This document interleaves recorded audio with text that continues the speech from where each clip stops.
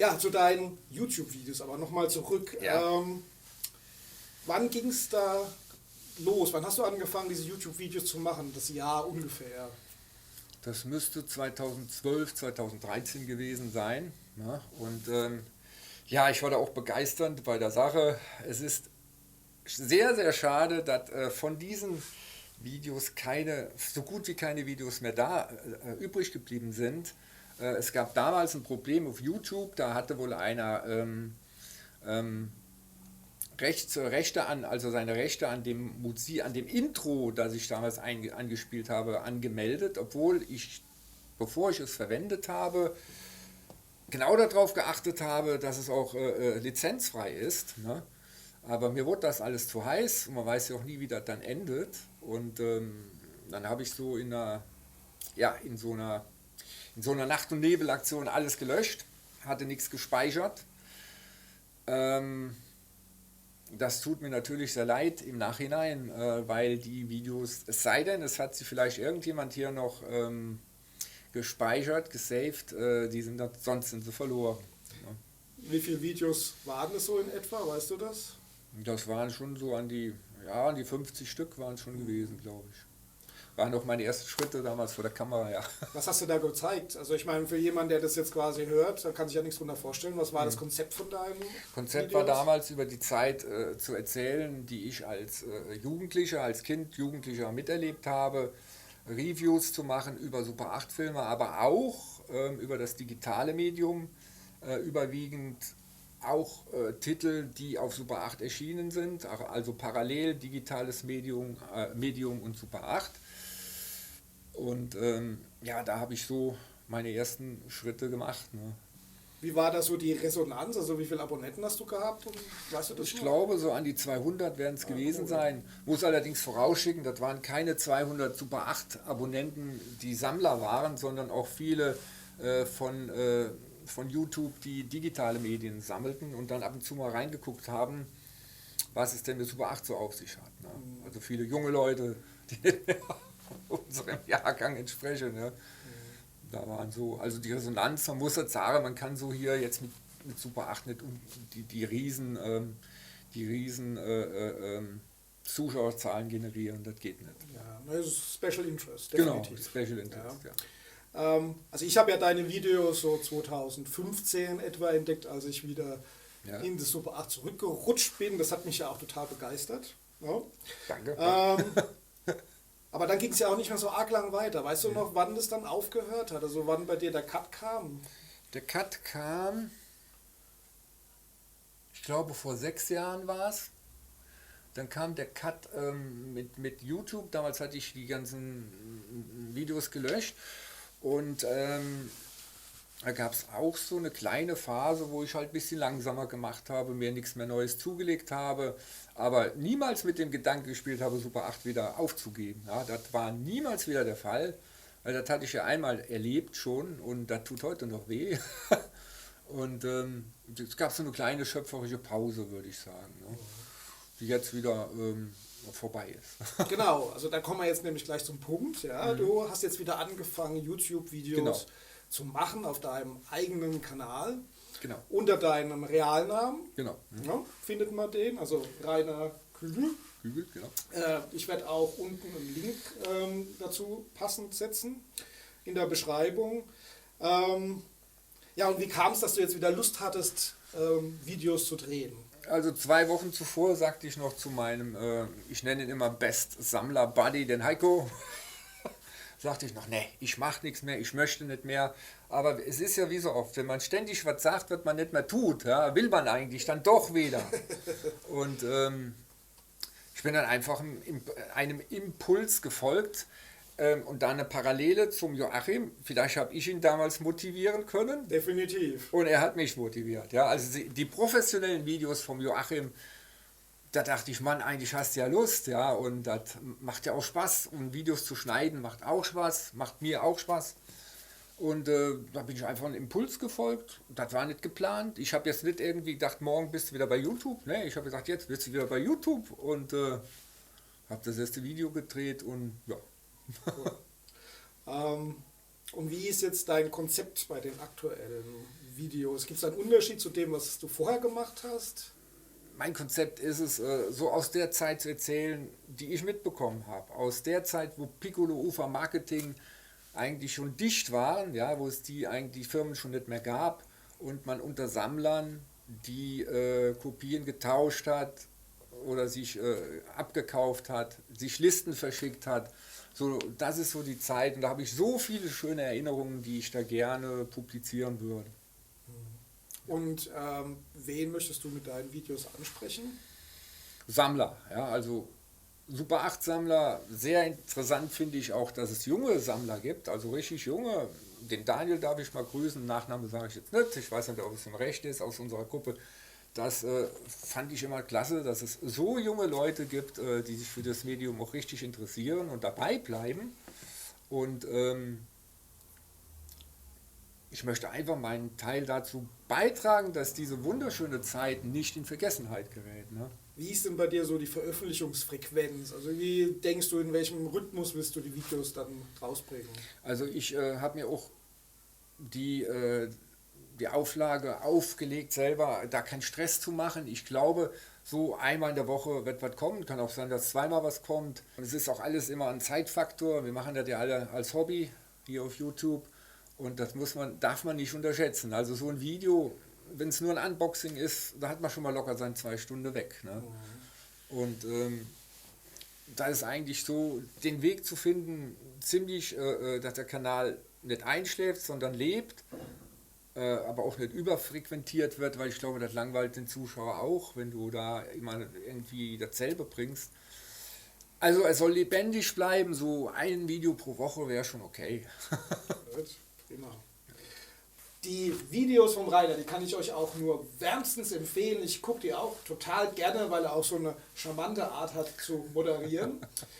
Link dazu findet ihr definitiv unter diesem Interview in der Infobox, aber auch auf meiner Kanalseite unter vorgeschlagenen Kanälen. Ja, jetzt sehen wir ja dich schon die ganze Zeit vor deiner großartigen Filmsammlung sitzen. Ja. Ja, die ist ja jetzt auch die ganze Zeit schon im Bild. Ja, und da werden wir natürlich neugierig. Ja. Wie viele Titel hast du so ungefähr auf Super 8? Also das, was ihr hier seht, das ist schon so viel, das ist schon das, was ich habe. Gezählt habe ich sie nicht. Okay. Da unten ist noch so eine kleine Nische, wo die Schätze drin sind. Allerdings keine Komplettfassung. Ich bin ja ein reiner Schnittfassungssammler. The Fog ist da noch dabei, diese Schnittfassung von Darran. Und ja, im Großen und Ganzen seht ihr das schon. Das ist es schon. Ja, das ist schon ziemlich viel. Also ich finde, es könnte mehr sein. Aber und gibt es einen Titel, der dir hier besonders wichtig ist? Ja, es gibt ein paar Titel, die mir, wenn ich 3 nennen darf, dann ist es der über mir, der Tarantula hier, diese 17 Meter Schwarz-Weiß-Stummfassung. Und zwar deswegen, die habe ich mir damals noch selbst bei Piccolo Film bestellt. Ne? Okay. Und da erinnere ich mich gerne. Und das ist einer der wenigen Stücke, die von meinem ersten Sammlerleben übrig geblieben sind. Dann habe ich hier noch ein schönes Teil.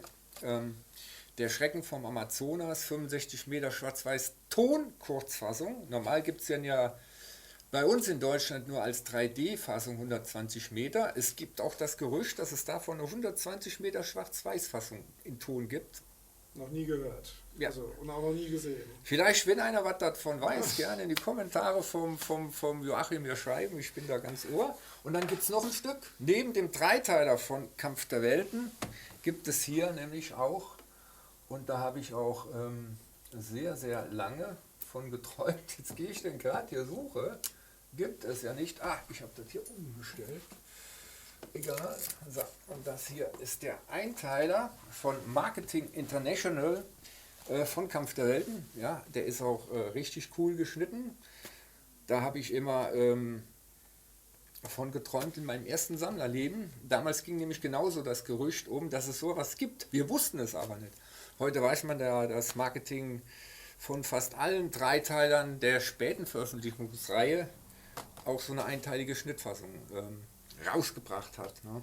Ja, der ist auch sehr schön. Also ja. Das ist wirklich ein schönes Stück. Ja, und mir reicht der auch. Also ich gucke den gerne. Hast du den noch, ja? Ja, ich habe den auch. Aber ich habe den Dreiteiler nicht. Ich habe nur den Einteiler. Ja, das ist, ja. Ja, und hast auch einen Titel, wo du sagst, das ist mein Pfui, aber er ist halt da und bleibt jetzt trotzdem hier. Jetzt! Haben wir auch. Ich kann es mir schon fast denken, muss ich sagen. Ja, ich hoffe bin mal nicht. gespannt, ob du mich jetzt mit einem anderen Titel überrascht, als ich Nein, bestimmt erwarte. nicht. Wenn du das denkst, dann denkst du ganz, ganz richtig, das ist der hier. Ja, Asta Ja, genau. ist born. Ich will jetzt nichts gegen den Film sagen. Ich glaube, der ist gar nicht so schlecht, sagte man mir mal. Es geht um diesen Einteiler. Da hat man damals schon im ersten Sammlerleben, also in den frühen 80er Jahren, den Spruch muss ich ja jetzt hier auch mal loswerden, das ist ja mein Markenzeichen geworden in den frühen 80er Jahren, war der auch verpönt. Ja. Man sagte halt, wenn man den mal hat, dann bekommt man noch nicht mehr weg. Muss man ihn, oder wie ging das noch? Wenn man ihn mal hat, dann gibt man ihn auch nicht mehr her, weil man bekommt ihn noch nicht mehr weg. So was. Ja, das ist ja im Prinzip die Original, ne, das ist jetzt eigentlich auch schon wieder ein Remake von A Star is Born, der ja vor ein paar Jahren mit vielen Oscars ausgezeichnet wurde, mit Bradley Cooper und Lady Gaga in der Hauptrolle. Aha. Und das ist quasi die Vorversion. Und es gab auch nochmal eine in den 30er oder 40er Jahren. Echt, ja? Ist das so? Also das ist schon die x-te Verfilmung und das ist halt die mit Barbara Streisand, ne, und Chris Christopherson. Genau, der ist medium geschnitten. Sie hat eine Wahnsinnsfrisur, also Hammer, ja, also das ist schon kurz vor der Schmerzgrenze. Ja. Aber gerade in Bezug auf diese Neuverfilmung, die ja ganz toll ist, ist der trotzdem mal interessant zu gucken. Ja? Vielleicht so ein Vorprogramm, wenn man sich den da mal anguckt. Ja, also wie gesagt, ich würd den auch nicht mehr hergeben, weil... kriegst du ja eh nicht mehr weg. Genau, kriegst du eh nicht mehr weg. Er ist auch noch von meinem Cousin, der hatte noch so einen kleinen Fundus, als ich damals anfing, Super 8, in meinem zweiten Sammlerleben wieder mit Super 8 anfing. Man muss wissen, mein Cousin und ich, wir haben immer in den 80er Jahren zusammengesammelt, ja, war auch bittere Konkurrenz zwischen uns, wer hat den Titel oder wer hat den nicht.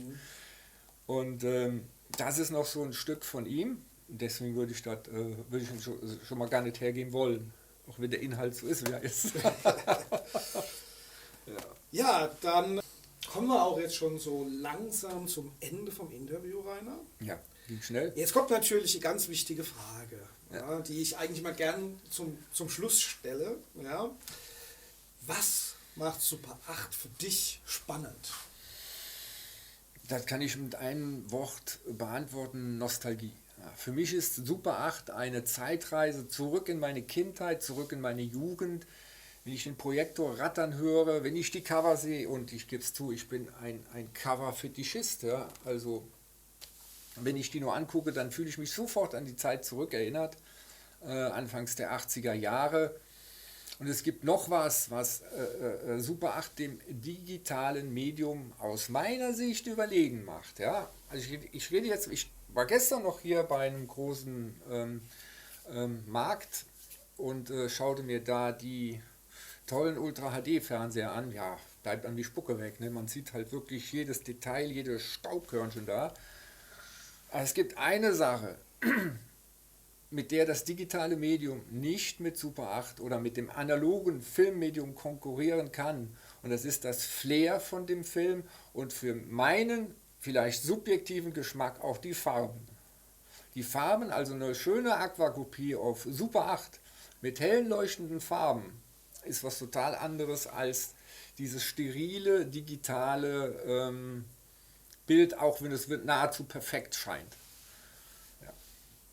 Wenn du jetzt so an Super 8 und die Zukunft denkst, gibt es da irgendwas, was würdest du dir da wünschen?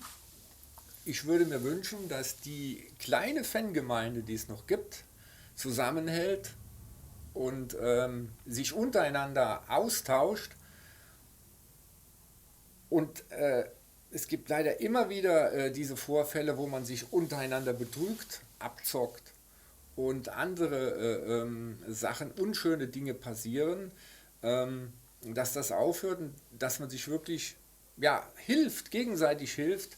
Also ich habe diese Unterstützung zum Beispiel bei meinem Kumpel, dem Heiko, erfahren, bei vielen anderen aus der Gruppe, dass man sich gegenseitig hilft, die Titel zu bekommen, die man gerne haben würde und gemeinsam ganz einfach Spaß an der Sache hat. Weil was soll ein Hobby anderes bringen als Spaß?